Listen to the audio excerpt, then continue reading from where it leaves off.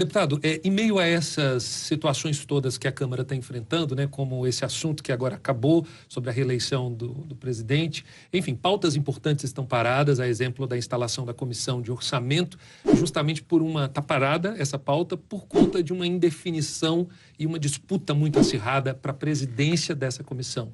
É isso, tá difícil essa situação também. É exatamente isso. E me assusta também, porque há 2 meses já você tem a própria base do governo Bolsonaro obstruindo, ou seja, não marcando presença no plenário da Câmara dos Deputados, justamente porque o governo fez um acordo no início do ano, né, para conceder a presidência para o deputado Elmar Nascimento. No final do ano, mudou de ideia, e aí, nessa tentativa de quebrar o acordo, disse que não votaria nada, e não votou nada durante 2 meses, né? Não teve quórum na Câmara dos Deputados, até a oposição estava marcando presença, e os deputados da base do governo não, porque o governo queria impor a presidência de um novo indicado do governo. E o próprio governo deixou as próprias medidas provisórias caducarem. Uma que eu, pessoalmente, votaria favoravelmente e defenderia em plenário, MP do futebol, por exemplo, dos direitos de transmissão, o próprio governo obstruiu, a gente não conseguiu votar porque caducou. Outras MPs fundamentais também caducaram porque o próprio governo obstruindo a pauta que é do governo. Então, eu realmente não compreendo qual que é a grande estratégia por trás de tudo isso, né? Porque o que eu vejo é o governo saindo prejudicado, os próprios deputados da base do governo não dando quórum para a gente fazer a votação, enquanto isso o país está parado. E mais, estão se esquecendo que se a gente deixar a lei de diretrizes orçamentárias para o ano que vem, a gente entra em shutdown. O que isso significa? Isso significa que o governo não tem 1 centavo para movimentar, sob pena de ir para a cadeia, sob pena do presidente da República e dos ministros de Estado irem para a cadeia. Não pagar 1 centavo de salário de médico, de professor, de qualquer um que trabalha em instituição pública, de policial, de juiz, de promotor, de deputado.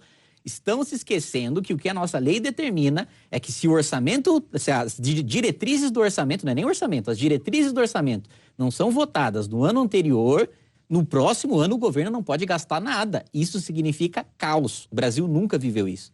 Os Estados Unidos viveram recentemente, quando o presidente Donald Trump não conseguiu no Senado, mesmo tendo maioria republicana, impor ali, acho que eram 40 milhões de dólares para fazer o muro, né, com o México.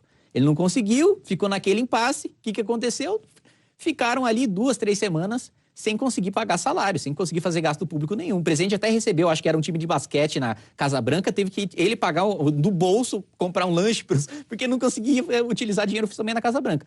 O Brasil viverá a mesma situação, só que vamos lembrar que a nossa população, né, depende muito mais de serviços de saúde e de segurança do que a população americana. Então a gente não pode viver essa situação, por isso da urgência de votar pelo menos as diretrizes do orçamento nesse ano. A gente pode votar o orçamento em si em janeiro, como já aconteceu no segundo mandato do governo Dilma, e aí vejam a regra do duodécimo, né? Que é o que é a regra do duodécimo.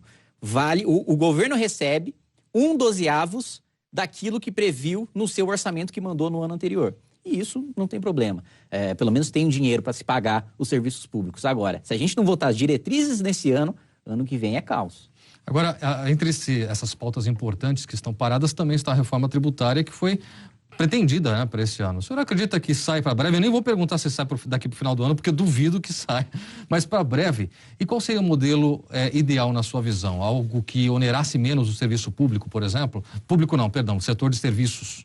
Eu, pessoalmente, acho que o governo demorou muito para mandar a reforma tributária, né? O ministro Paulo Guedes tinha no ano passado dito que enviaria isso em novembro, né? Enviaria a reforma tributária em aspas, 1 semana, né? Essa 1 semana demorou 1 ano, né? Só mandou no final deste ano e ele mandou 1/3 de reforma. Ele só mandou a reforma para os tributos federais, sendo que o que mais onera, né, o cidadão na ponta são os tributos estaduais e municipais. O Brasil é um dos países do mundo com o sistema tributário mais complexo, com um dos piores sistemas tributários brasileiro. E aí, quando fala empresário, muitas vezes as esquerdas começam a falar, tá lá defendendo o rico, né? Não, levantamento do Sebrae mostrou que brasileiros são micro e pequenos. É o cara que está na esquina vendendo pipoca, né? A senhora que está costurando, a manicure, cabeleireiro, barbeiro, né? É o pequeno empreendedor que gera a maior parte dos empregos do nosso país. Ele gasta 1.500 horas por ano para saber o quanto precisa pagar de imposto.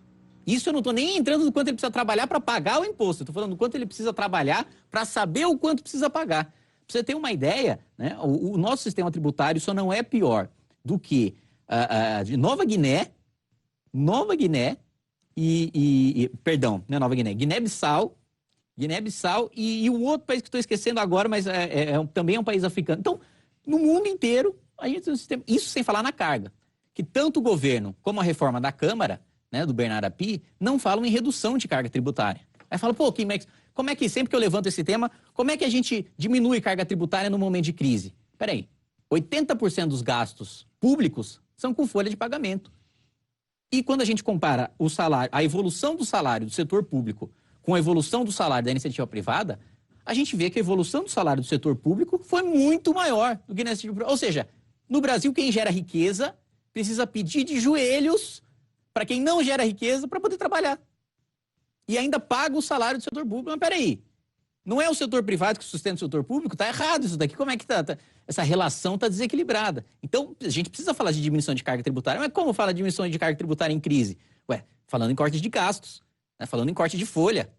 Eu, pessoalmente, sou, inclusive, favorável, e aí o pessoal me pinta lá dentro da Câmara como radical, né? Como incendiário ou idealista. Corte de salário de deputado, de auxílio mudança, de auxílio moradia, de cota para carro, para gasolina. Por que diabos um deputado federal, ou um presidente da República, ou um ministro de Estado, que tem um salário de R$33 mil, não pode pagar a própria gasolina, não pode pagar o próprio carro, não pode pagar o próprio aluguel, não pode... Pelo amor, a gente tem auxílio rodízio de picanha. Eu já peguei nota fiscal lá de deputado que passou na cota parlamentar, rodízio, com bebida alcoólica, inclusive. E aí, por que o cidadão é obrigado a pagar caipirinha para deputado federal? Parece que o cara se elege e ele sente que aquele poder é dele, não de quem o elegeu. Então, tem dinheiro para a gente cortar, tem gasto público para a gente cortar. Ah, mas esses gastos da Câmara são pequena coisa e tal, não significam muito pro orçamento. Eu sei disso. Agora, primeiro, uma questão de exemplo, né, de mostrar para a sociedade, olha, eu sei que a gente está vivendo um momento difícil, então vamos cortar na carne que dá um exemplo, a gente primeiro. Depois, se nós levarmos isso para os tribunais de justiça, se nós levarmos isso para os ministérios públicos estaduais, isso em escala, como eu disse, 80% do gasto do governo é folha. Se leva para alguns ministérios, isso vai para 90%. Como é que 90% do gasto do país é folha de funcionário público? É uma conta que no final, igual o senhor falou, não bate, né? Tipo, a Exatamente. iniciativa privada pagando muito imposto, que é aquele que produz riqueza, enfim. Agora, deixa eu lhe perguntar uma coisa. Não só a reforma tributária, mas temos aí uma reforma administrativa. O presidente da Câmara, Rodrigo Maia, agora com esse assunto da reeleição encerrado, possivelmente ele vai querer ser conhecido como presidente reformista pela reforma da Previdência e enfim, vem aí tributária e administrativa.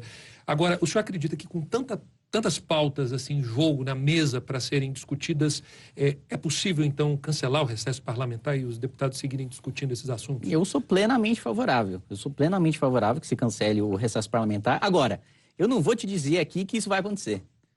Porque eu acho difícil também que não aconteça. Eu acho difícil que não aconteça.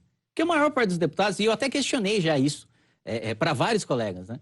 Aí eu perguntei, teve um até que fez piada, né, da minha cara quando eu perguntei sobre recesso em janeiro, né? Porque até para me programar, né, de estar em Brasília ou estar em São Paulo, no período de recesso, pessoalmente utilizo muito para a base, né, eleitoral, para visitar os municípios, os hospitais que receberam emenda, fiscalizar a execução, para colocar minha faculdade em dia também, né, no período de recesso também continuo estudando. E um deputado me falou o seguinte, olha, janeiro a gente só vai votar pauta consensual e que ao mesmo tempo seja relevante. Aí eu falei, bom, maravilha, pauta consensual é relevante, então vai ter sessão em janeiro. Aí ele falou, não tem nenhuma pauta que seja consensual e relevante. Ele falou isso. Falou, não tem nenhuma pauta que seja consensual e relevante. Ou seja, a Câmara dos Deputados, num período de pandemia, num período de crise, não tem, e não é culpa desse deputado, ele estava fazendo piada de uma situação da Câmara como um todo. A Câmara dos Deputados não tem consenso sobre nenhum tema relevante. Num período de pandemia. Que certas coisas deveriam ser óbvias. Mas não. Eu acredito, infelizmente, eu acredito que vai ter recesso ainda em janeiro todo. Janeiro todo, você pode ver, vai ter deputado postando foto na rede, na praia. Porque, infelizmente...